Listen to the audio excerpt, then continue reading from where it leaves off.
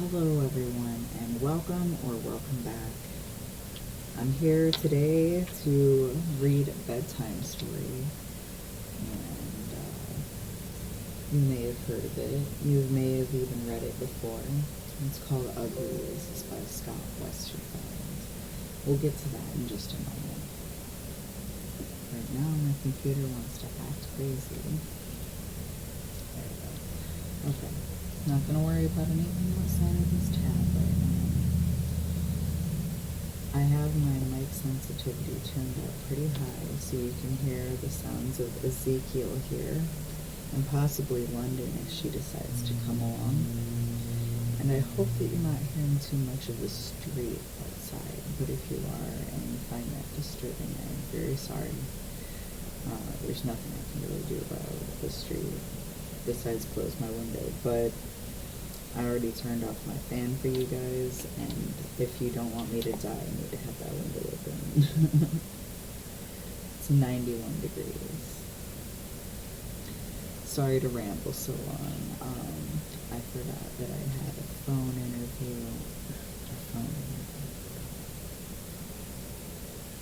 before I started filming, so I made a cup of tea. But it is not warm any longer, and it is also half gone. So, but I wanted to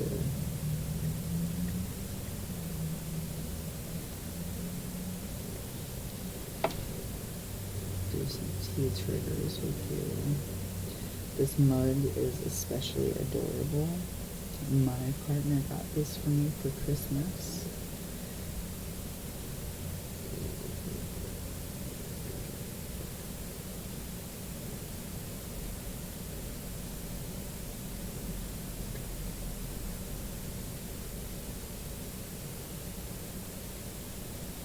Oh, like Tantrum Boy.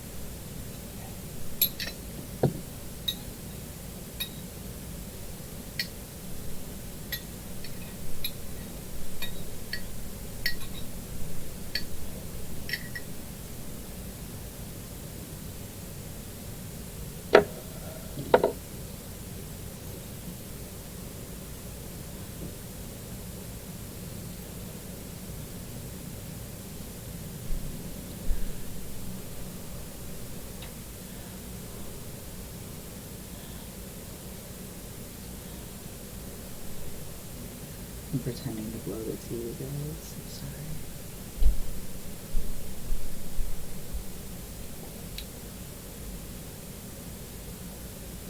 I'm drinking an oolong tea.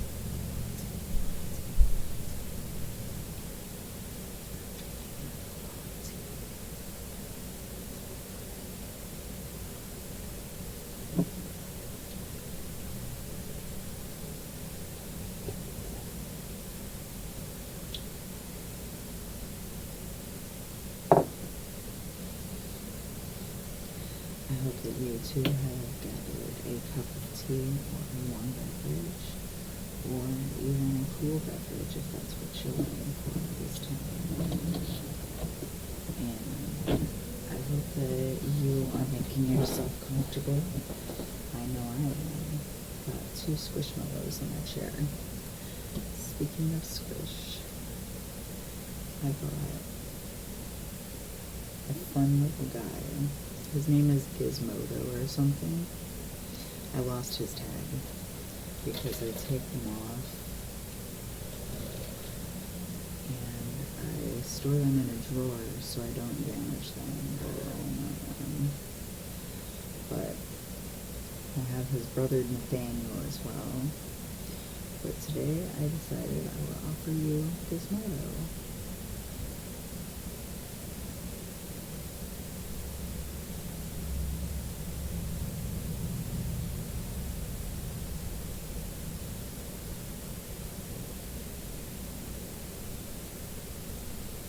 If I'm not mistaken, I believe that this little guy likes to trap.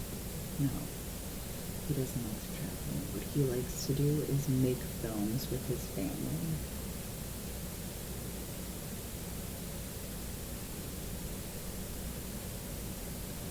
So I'm just gonna give this little guy to you.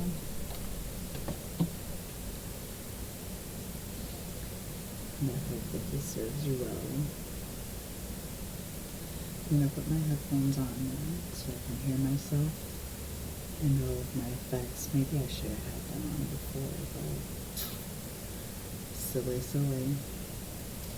I've also got a beautiful smelling candle and some matches. It's one of those Nature's Wood with candles. You can't see it, but it says it's weathered wood. Oh, now it wants to zoom. And I find this scent to be very pleasant, so I use this candle a lot. I'd like to get another candle sometime soon, but they are expensive. So let's just do a little.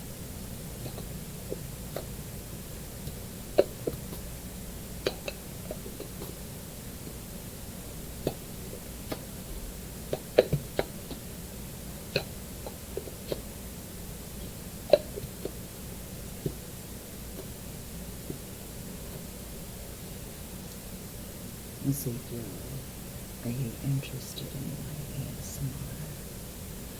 I usually leave the cats out of the room when I'm filming. I typically have them on my desk when I stream though.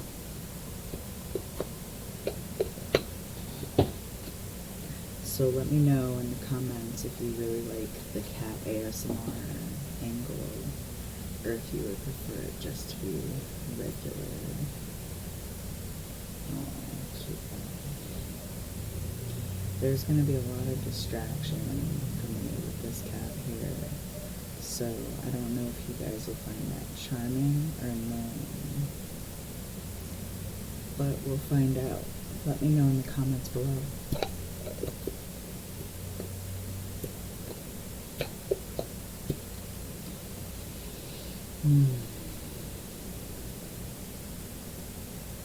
I'll take a deep breath of that.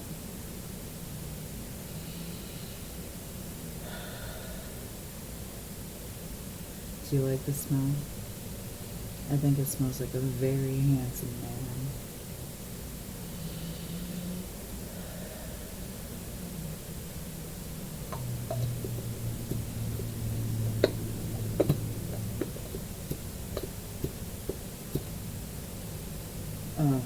I love to buy candles that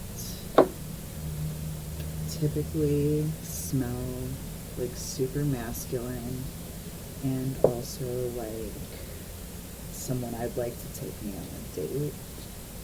So that's the inspiration.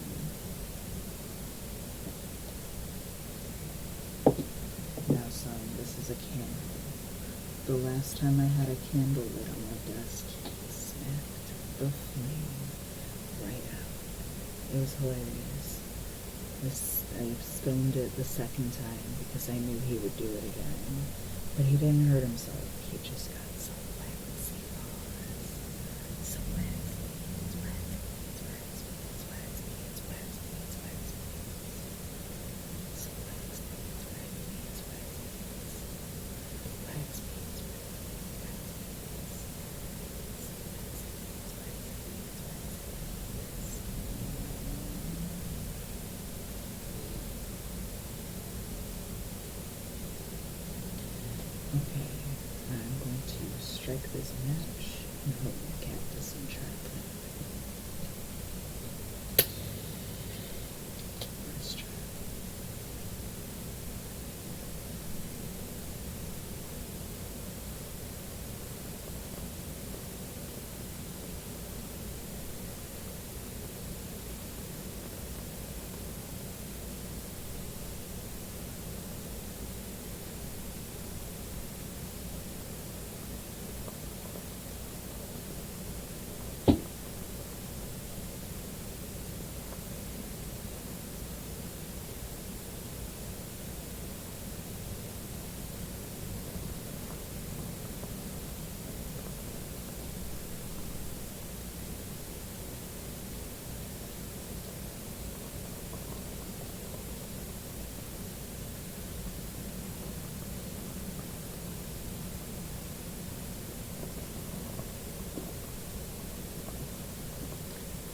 going to set that there and see if it's a good spot.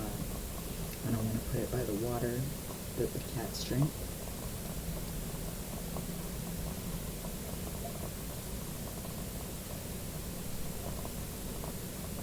We'll see how long he even tolerates this. As you can see, he is quite mystified. So, I also have this leaf. It was perfect, but I accidentally stepped on it because I was testing my microphone to see if it would pick up the page turning when I did so. And Ezekiel wants this, he wants this leaf so bad. London tried to steal it too.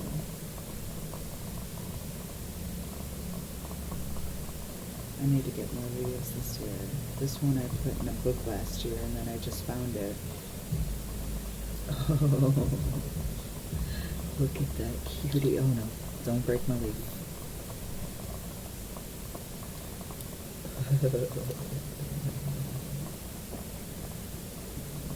But this is the bookmark I will be using because I believe that I have another bookmark and a dog ear going on in this book already.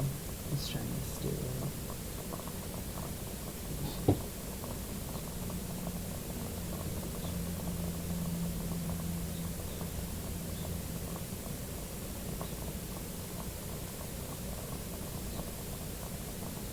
He wants it so bad. But I'm going to put this back down. And I am going to show you guys the book now.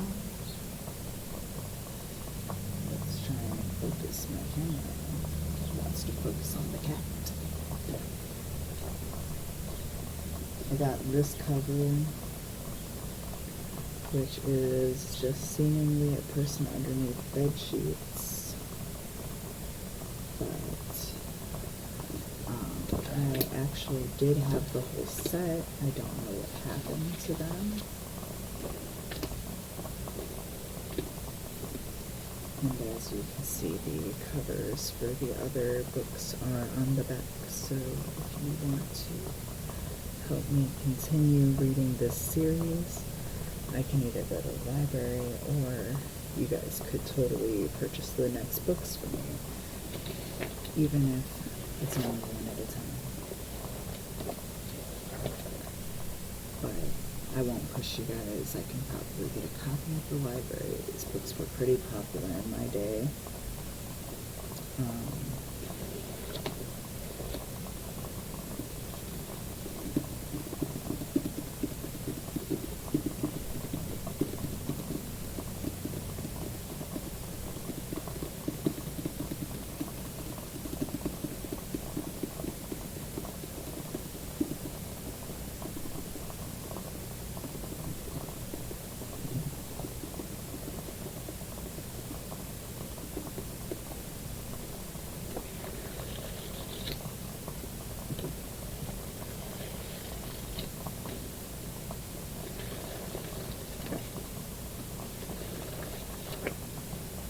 So I suppose it's time to get started, but I do just love doing ASMR with books and stuff, so I'm going to move my microphone. I hope that these cords are not too disturbing. Oh, this one's my headphones. Okay. So, I am not going to read the praise this book,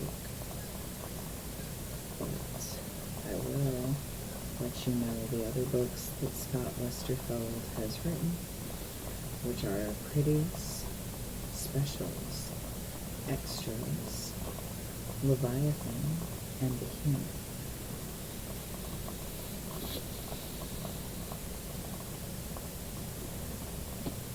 And in this page it actually has a pretty cool infographic, or a pretty cool little thing that shows you which book you're on, because as you can see maybe, they are, the other book names are written right here, but very, very lightly. And this one is Bold, which is Uglies. That is the one we are starting today.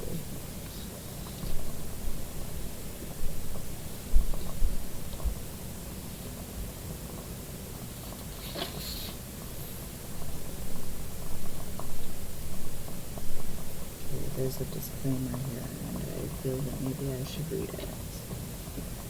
This book is a work of fiction. Any references to historical events, real people, or real locales are used fictitiously.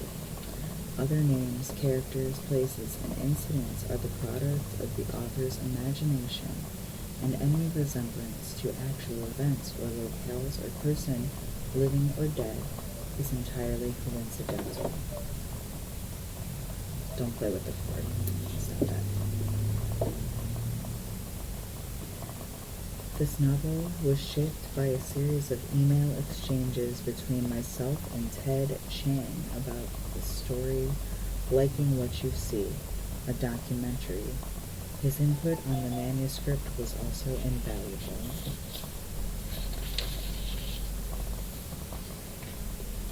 Part 1. Turning Pretty.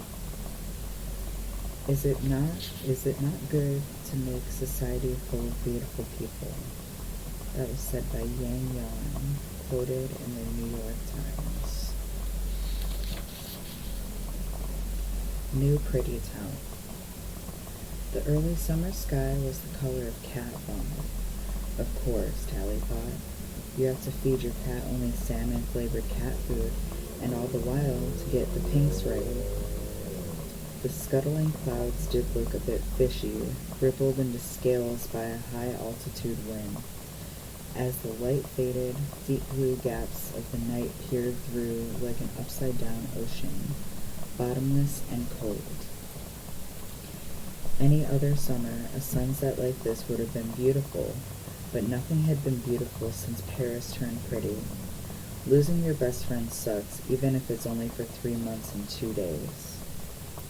Tally Youngblood was waiting in the darkness.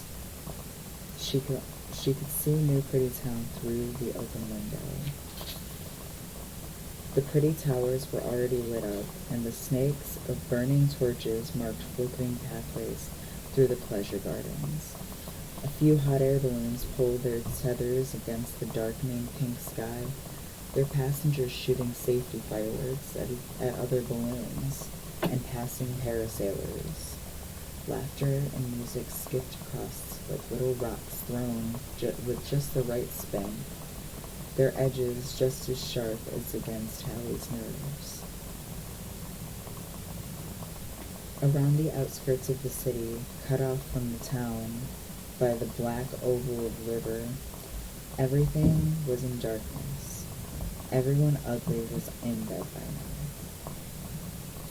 Tally took off her interface ring and said, "Good night." "Sweet dreams, Tally," said the room. She chewed up a toothbrush pillow and punched her pillows. She shoved an old portable heater, one that produced about as much warmth as a sleeping Tally-sized human being, under the covers. Then she crawled out the window. Outside, with the night finally turning coal-black above her head, Tally instantly felt better.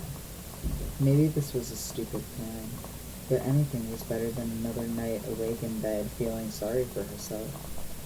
On the familiar leafy path down the water's edge, it was easy to imagine Paris stealing silently behind her, stifling laughter, ready for a night of spying on the new pretties.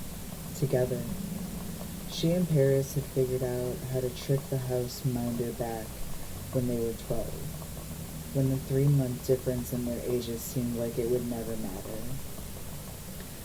"Best friends for life," Tally muttered, fingering her tiny scar in her right palm.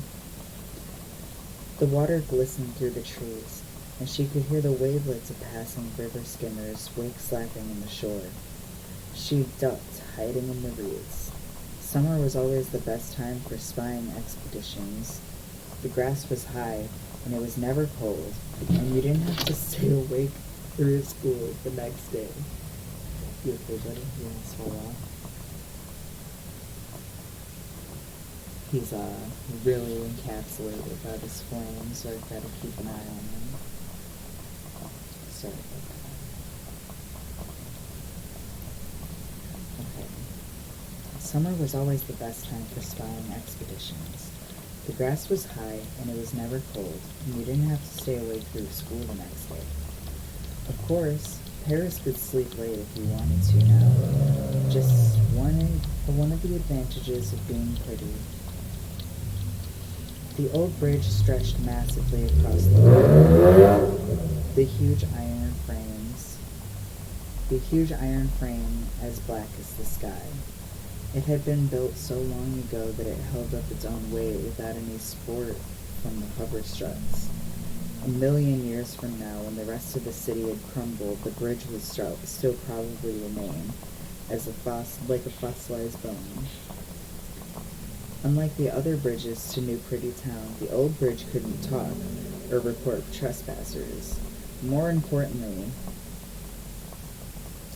but even silent, the bridge had always seemed very wise to Tally, as quietly knowing as some ancient tree. Her eyes were fully adjusted to the darkness now, and it took only a few seconds to find the fishing line tied to its usual rock. She yanked it and heard a splash of the rope tumbling from where it lay hidden among the bridge supports.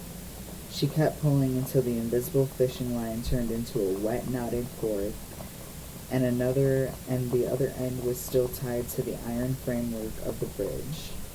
Tally pulled the rope taut and lashed it to the usual tree. She had to duck into the grass once more as another river skimmer passed. The people dancing on its deck didn't spot the rope stretching from the bridge to shore. They never did.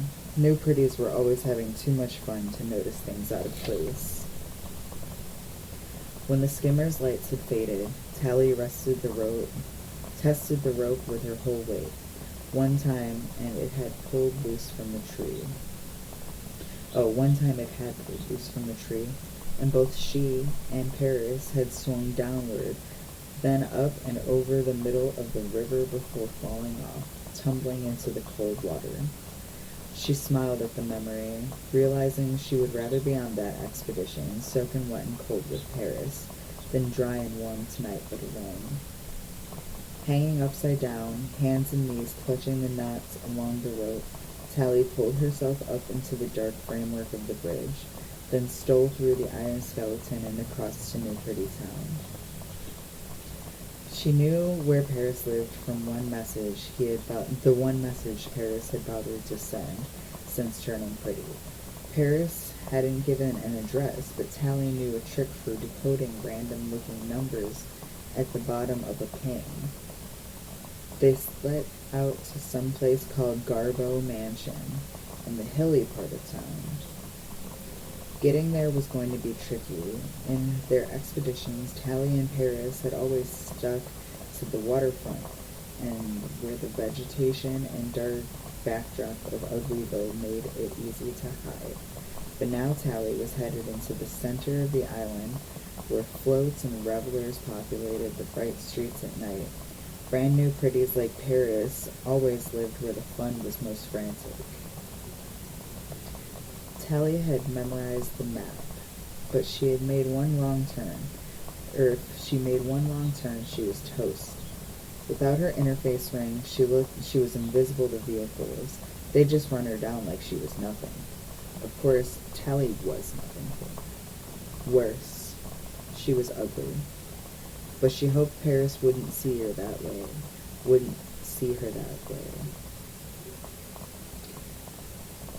Tally had no idea what would happen if she got caught. This wasn't like being busted for forgetting her ring, skipping classes, or tricking the house into playing her music louder than allowed. Everyone did that kind of stuff, and everyone got busted for it. But she and Paris had always been very careful about not getting caught on these expeditions. Crossing the river was serious business. It was too late to worry now, though. What could they do to her anyway? In 3 months, she'd be a prettier herself.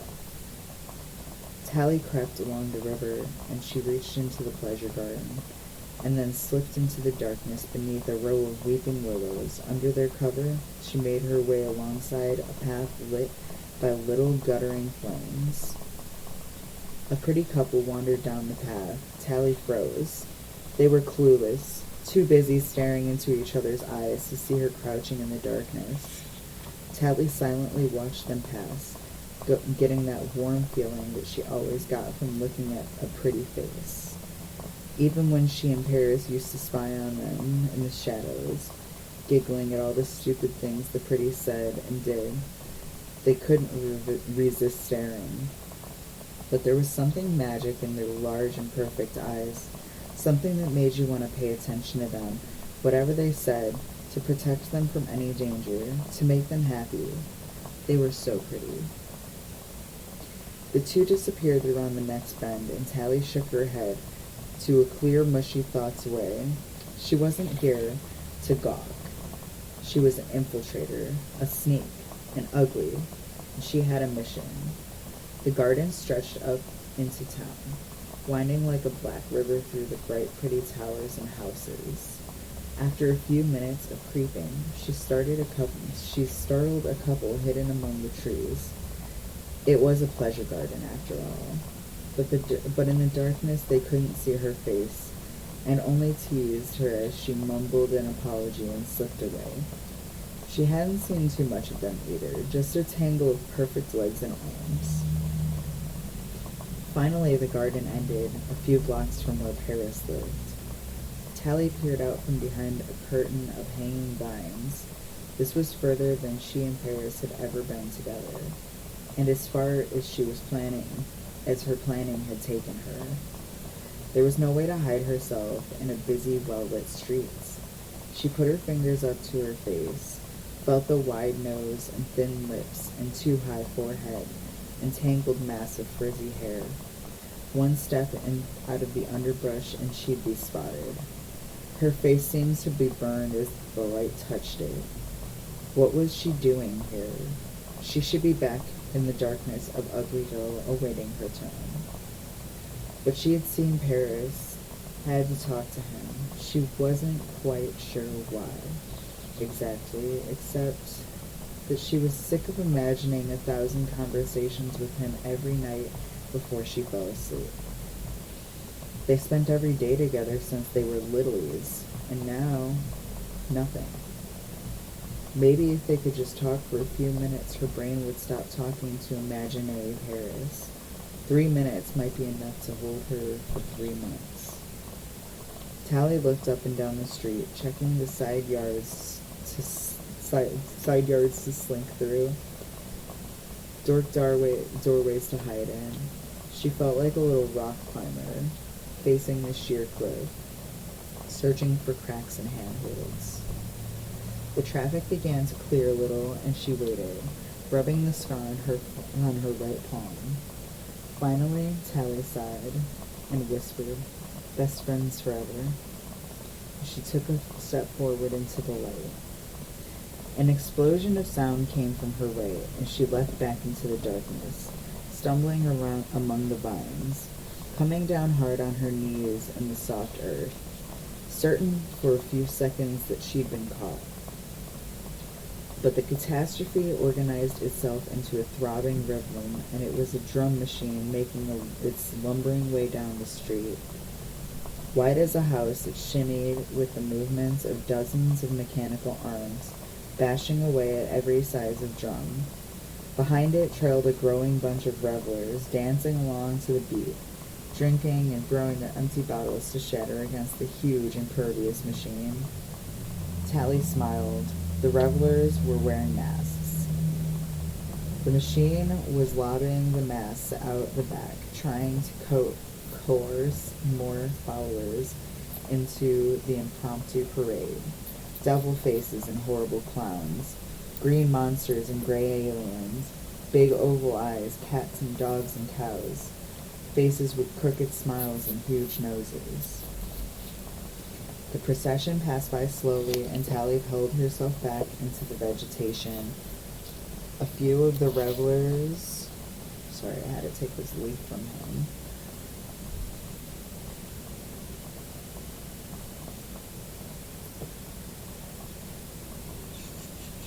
Okay, where was I? A few revelers passed close enough that the sickly sweetness from their bottles filled her nose. A minute later, when the machine had trundled half a block further, Tally jumped out and snatched up a discarded mask from the street. The plastic was soft, and her hand was still warm from having been stamped into the shape inside the machine a few seconds before. Before she pressed it against her face, Tally realized that it was the same color as the cat vomit pink sunset, and with a long snout and two pink little ears. Smart adhesive flexed against her skin, and the mask settled onto her face. Tally pushed her way through the drunken dancers, out to the other side of the procession, and ran down the side street towards Garbo Mansion, wearing the face of a pig.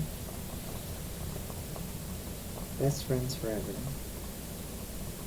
Garbo Mansion was fat, bright, and loud. It filled the space between a pair of party towers. A squat teapot between two slender glasses of champagne, which each of the towers rested on a single column, no wider than an elevator. Higher up, and they swelled to 5 stories of circular balconies. Crowded with new pretties, Tally climbed the hill towards the trio of buildings, trying to take the view through the eye holes of her mask. Someone jumped, or was thrown, from the end of one of the towers, screaming and flailing his arms. Tally gulped, forcing herself to watch all the way down, until the guy was caught by his bungee jacket a few seconds before splatting. The hover bounced in the harness a few times, laughing, before being deposited softly on the ground, close enough to Tally that he could hear the nervous hiccups breaking up his giggles. He'd been as scared as Tally. She shivered, though jumping was hardly any more dangerous than standing here. Beneath the looming towers, the bungee jacket used the same lifters as the hover struts that held the spindly structures up. If all the pretty toys somehow stopped working, just about everything in New Pretty Town would come tumbling down. The mansion was full of brand new pretties, the worst kind, Harry always used to say. They lived like Uglies, 100 or so together, in a big dorm. But this dorm didn't have any rules, unless the rules were act stupid, have fun, and make noise. A bunch of girls in ball gowns were on the roof, screaming at the top of their lungs, balancing on the edge and shooting safety fireworks at people on the ground. A ball of orange flame bounced next to Tally, cool as the autumn wind, driving away the darkness around her. "Hey, there's a pig down there!" someone screamed from above, and they all laughed at Tally. And Tally quickened her stride towards the wide-open door of the mansion. She pushed inside, ignoring the surprised looks of the two pretties on their way out. It was all one big party, just like they always promised it would be. People were dressed up tonight in gowns and black suits and long coattails. Everyone seemed to find the pig mask pretty funny. They pointed and laughed at Tally and kept moving. She kept moving, not giving them the time to do anything else. Of course, everyone was always laughing here, unlike in an ugly party. There'd never be any fights, or even any arguments. She pushed from room to room, trying to distinguish faces without being distracted by those big pretty eyes, or overwhelmed by feeling she didn't belong. Tally felt uglier every second she spent here. Being laughed at by everyone she met wasn't helping much, but it was better than what they'd do if they saw her real face. Tally wondered if she would even recognize Paris. She'd only seen him once since the operation, and that was his coming out of the hospital. And at that, he was coming out of the hospital, and before the swelling had subsided. But she knew his face so well. Despite what Paris always used to say, pretties didn't all look exactly the same. On their expeditions, she and Paris had sometimes spotted pretties who looked familiar, like uglies they'd known, sort of like a brother or sister, an older, more confident, and much prettier brother or sister. But you'd be jealous of your whole life, one you'd be jealous of your whole life if you'd been born 100 years ago. Paris couldn't have changed that much. Have you seen the piggy? The what? There's a piggy on the loose. The giggling voices were from the floor below. Tally paused and listened. She was all alone here on the stairs. Apparently, pretties preferred the elevators. How dare she come to our party just like a piggy? That's white tie. This is white tie.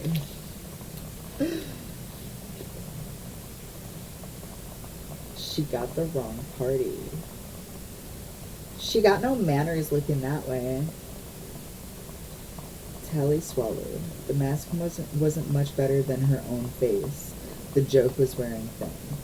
She bounded up the stairs, leaving voices behind. Maybe they'd forgot about her if she just kept moving. There were only 2 more floors of Garbo Mansion to go, and then the roof. Paris had to be here somewhere. Unless he was out on the back lawn, or up in a balloon, or a party tower, or the pleasure garden somewhere, with someone. Tally shook away the last image and ran down the hall, ignoring the same jokes about her mask, risking glances into the room one by one. Nothing but surprised looks and pointed fingers and pretty faces, but none of them rang a bell. Paris wasn't anywhere. Here, Piggy Piggy. Hey, there she is! Tally bolted up to the top floor, taking 2 stairs at a time. Her hard breathing had heated up the mask, and inside of the mask her forehead was sweating, the adhesive crawling as it tried to stay attached.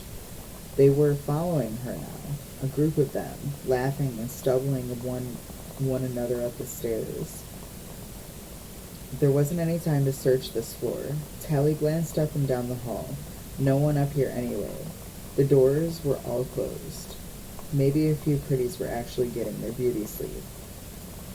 If she went up to the roof and checked for Paris, she'd be trapped. Here, Piggy Piggy. Time to run. Tally dashed towards the elevator, skidding to a halt on the inside.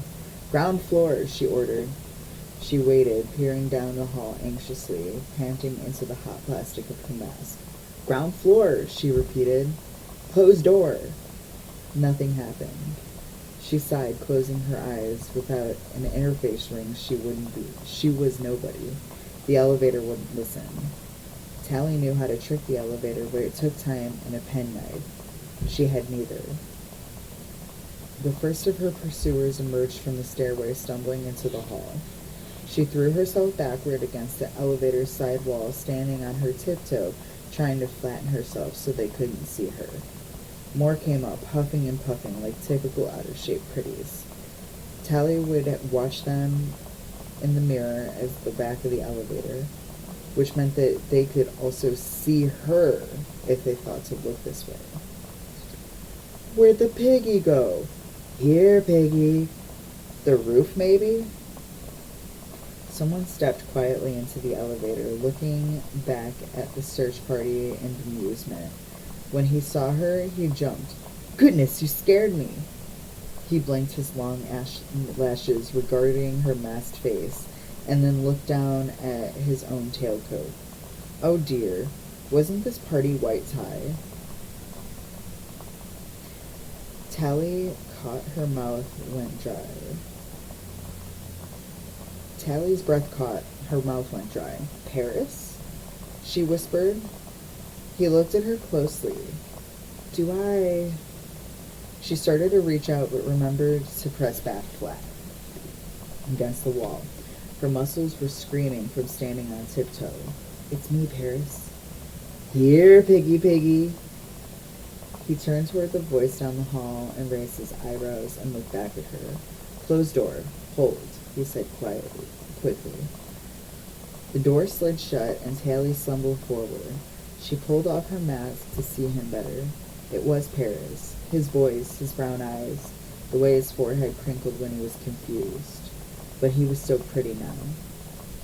At school, they explained how it affected you. It didn't matter if you knew about evolution or not. It worked anyway, on anyone. There was a certain type of beauty, a prettiness that everyone could see. Big eyes and full lips, like a kid's. Smooth, clear skin, asymmetrical features, and 1,000 of other little clues. Somewhere in the backs of their minds, people were always looking for those markers. No one could help seeing them, no matter how they were brought up. A million years of evolution had made it part of the human brain. The big eyes and lips said, I'm young and vulnerable. I can't hurt you, and I want you to protect me. And the rest said, I'm healthy. I won't make you sick. And no matter how you felt about a pretty, there was a part of you that thought, if we had kids, they'd be healthy too. And I want this pretty person. It was biology, they said at school, like your heart beating. You couldn't help believing that all these things. Not when you saw the face like this, a pretty face. A face like Paris's. It's me, Tally said. Paris took a step back, his eyebrows raising. He looked down at her clothes.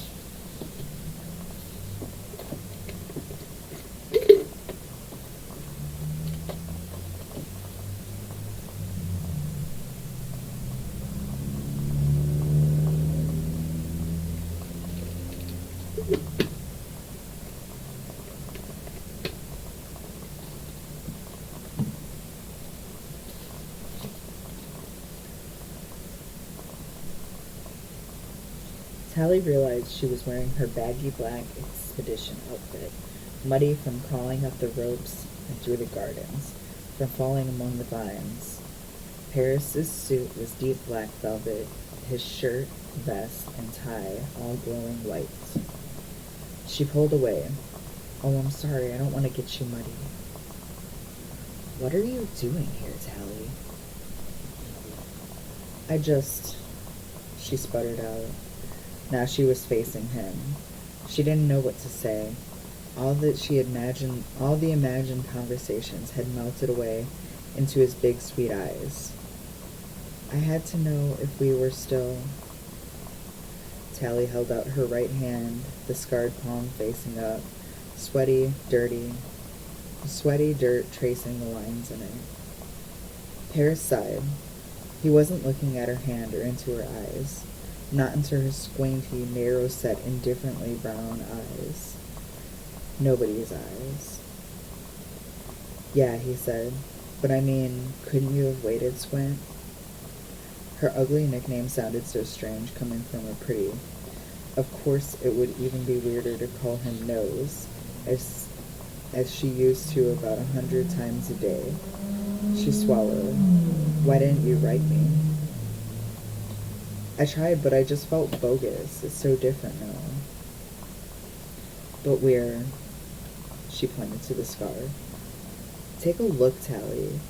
He held out his own hand. His skin of his palm was smooth and unblemished. It was a hand that said, I don't have to work very hard. I'm too clever to have accidents. The scar that they had made together was gone. They took it away. Of course they did, Squint. All my skins knew. Tally blinked. She hadn't thought of that.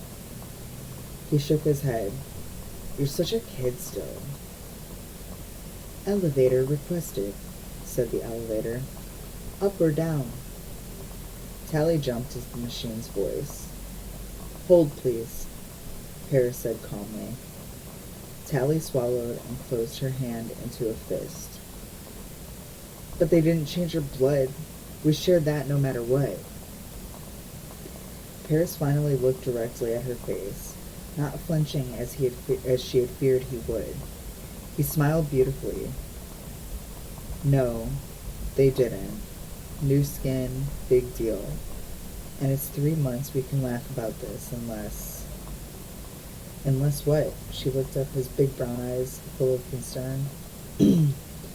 Just promise me that you won't do any more stupid tricks, Paris said. Like coming here. Something that'll get you into trouble. I want to see you pretty. Of course. So promise me. Paris was only 3 months older than Tally, but dropping her eyes to the floor, she felt like a littlie again. All right, I promise. Nothing stupid. And they won't catch me tonight either. Okay, get your mask in, his voice trailed off. She turned her gaze to where it had fallen. Discarded, the plastic mask had recycled itself, turning into pink dust, which the carpet of the elevator was already filtering away. The two stared at each other in silence. Elevator requested, the machine insisted. Up or down? Paris, I promise they won't catch me. Nobody can run as fast as me. Just take me down the... Paris shook his head. Up, please. Roof.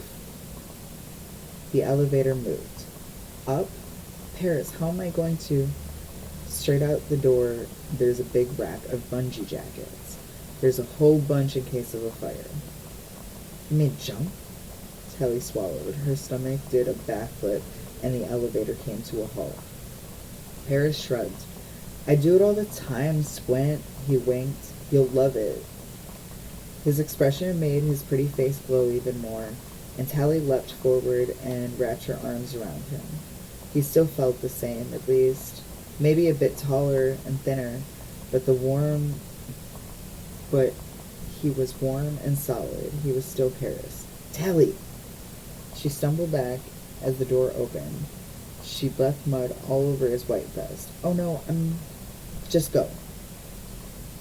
His distress made Tally want to hug him again, but she wanted to stay and clean Paris up. Make sure he looked perfect for the party. She reached out a hand. Go! But we're best friends, right? He sighed, dabbing the brown stains. Sure, forever in 3 months. She turned and ran, the doors closing behind her. At first no one noticed her on the roof. They were all looking down at the dark, except for the occasional flare of a safety sparkler.